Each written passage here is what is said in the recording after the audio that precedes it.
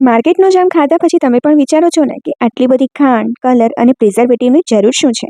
આજે હું તમને બતાવવાની છું બિલકુલ ઘરનો હેલ્ધી સ્ટ્રોબેરી જામ. એ પણ ગોળથી બને છે, ખાંડ વગર અને પ્રિઝર્વેટિવ વગર. એકવાર બનાવશો તો માર્કેટનો જામ તરફ જોવાનું પણ મન નહીં થાય. હાય, હું છું રાધિકા. આજે હું શેર કરીશ ફેલ પ્રૂફ સ્ટ્રોબેરી જામ રેસીપી જે કિડ્સ માટે સેફ છે, બ્રેકફાસ્ટ માટે પરફેક્ટ છે અને બિગિનર પણ ઇઝીલી બનાવી શકે. તો ચાલો રેસીપી સ્ટાર્ટ કરીએ. એક બાઉલ પાણીમાં મીઠું અને બેકિંગ સોડા એડ કરવાનું છે. એકદમ સરસ રીતે મિક્સ કરીને 400 ગ્રામ જેટલી સ્ટ્રોબેરી મેં લીધી છે અને 15 મિનિટ માટે આ જ રીતે રહેવા દેવાની છે. આ સ્ટેપથી સ્ટ્રોબેરી ઉપરનો જે ડર્ટ છે અને કેમિકલ રેસિડ્યુ છે એ પ્રોપરલી ક્લીન થઈ જશે. 15 મિનિટ પછી ઉપરથી સ્ટ્રોબેરી લઈને આ પાણી આપણે કાઢી નાખવાનું છે અને 2 થી 3 વાર ચોખ્ખા પાણીથી સ્ટ્રોબેરીને ફરીથી ધોઈ લેવાની છે.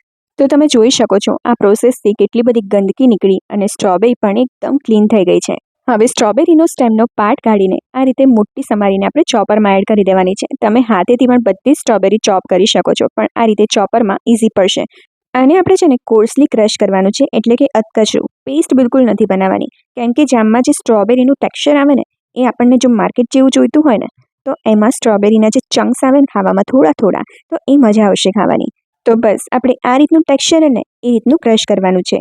હવે એક હેવી બોટમ પેન કે પછી નોનસ્ટિક પેન લઈ લેવાનું છે. એમાં ક્રશ એડ કરી દઈએ અને મીડિયમ ફ્લેમ ઉપર 5 થી 6 મિનિટ સુધી કન્ટિન્યુઅસ આપણે હલાવતા જઈને એને કૂક કરવાનું છે. હવે આમાં એડ કરવાનો છે સમારેલો ગોળ. તો મેં અહીંયા 150 ગ્રામ જેટલો સમારેલો ગોળ લીધો છે અને દેશી ગોળ લીધો છે. અને ગોળ આ રીતે સમારીને લેશો ને તો મેલ્ટ એકદમ ઇઝીલી થઈ જશે. માર્કેટનો જે જામ આવે છે ને એ 1 કિલો ખાંડથી ભરેલો હોય છે, પણ આ રીતે આપણે ઘરે જામ બનાવીએ ને અને આ રીતે ગોળથી બનાવશો ને તો રિયલી છોકરાઓને પણ બિલકુલ ખબર નહીં પડે કે આ ગોળનો છે. પિંચ જેટલું સોલ્ટ એડ કરવાનું છે.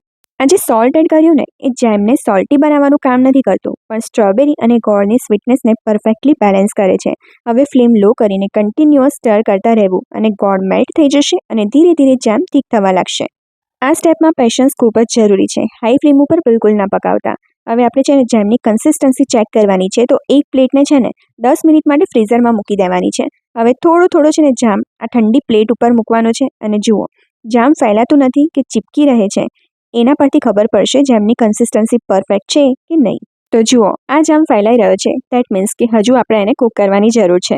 2 થી 3 મિનિટ માટે હજુ કૂક કરીને ફરીથી એની કન્સિસ્ટન્સી ચેક કરવાની છે. તો ફરીથી એ જ ઠંડી પ્લેટમાં થોડો એડ કરીને ચેક કરીશું અને જુઓ એકદમ કન્સિસ્ટન્સી પરફેક્ટ આવી ગઈ છે, ફેલાતો નથી. બસ હવે છેલ્લે એડ કરવાનો છે લીંબુનો રસ અને 1 મિનિટ સુધી જ કૂક કરવાનો છે અને તરત જ પછી ગેસની ફ્લેમ બંધ કરી દેવાની છે. લીંબુના રસથી જેમને પરફેક્ટ શાઇન અને શેલ્ફ લાઈફ મળે છે. હવે આ જેમને રૂમ ટેમ્પરેચર ઉપર કમ્પ્લીટલી ઠંડુ કરી લેવાનું છે અને ત્યાર પછી ક્લીન ડ્રાય ગ્લાસ જારમાં સ્ટોર કરી લેવાનું છે. રેફ્રિજરેટરમાં આ જામ ઇઝીલી 10 થી 15 દિવસ સુધી ફ્રેશ રહે છે. તમે આ જામ બ્રેડ, ટોસ્ટ, રોટલી, ઢોસા કે કિડ્સને ટિફિન માટે પણ યુઝ કરી શકો છો. હેલ્ધી પણ છે અને ટેસ્ટમાં પણ ફૂલ માર્ક્સ. જો તમને આ રેસીપી ગમી હોય તો વિડીયોને લાઇક કરજો અને તમારા ફ્રેન્ડ્સ સાથે શેર કરજો. અને તમે સ્ટ્રોબેરી જામ બનાવો છો કે નહીં, અને બનાવો છો તો કેવી રીતે બનાવો છો એ પણ મારી સાથે કોમેન્ટ સેક્શનમાં ચોક્કસથી શેર કરજો. આ ચેનલને સબસ્ક્રાઇબ ના કરી હોય તો કરી દેજો, કેમ કે આવી જ ઘરની હેલ્ધી અને ટેસ્ટી રેસિપીઝ હું રેગ્યુલર શેર કરતી રહીશ. Thank you so much for watching.